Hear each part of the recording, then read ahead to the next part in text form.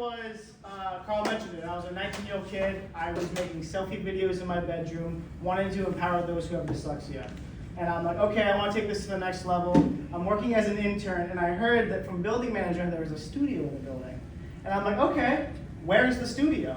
And I found the studio, looked it up, knocked on the door at my lunch, and I met this guy, and he was wearing a leather crown. He had Nipsey Hussle on the wall of his studio. I got a whole studio tour.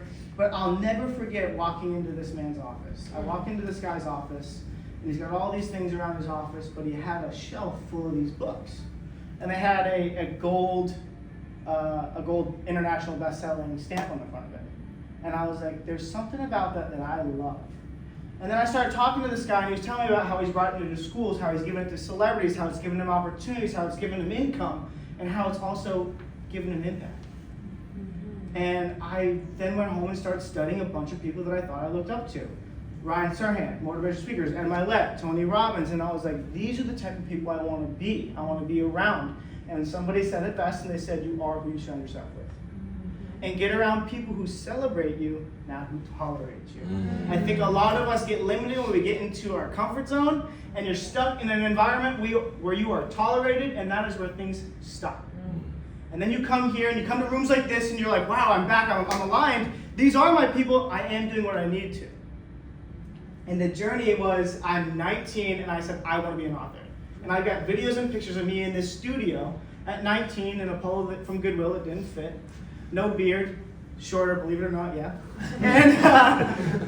And there's videos of me typing on a little iPad, and that producer had me tagged and said, future bestseller. And in my head, I'm like, great, 6 months.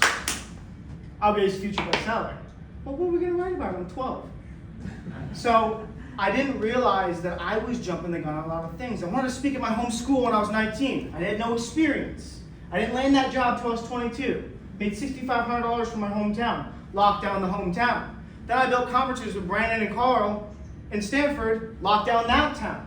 And then I realized, going through all the motions and going through the speaker schools, you weren't meant to be an author then. You weren't meant to be back home yet. You weren't ready. You didn't have enough life. You didn't have enough experience to tell the stories, to give the perspective, to open the opportunities for those where you'd be actually able to do it in the way you were.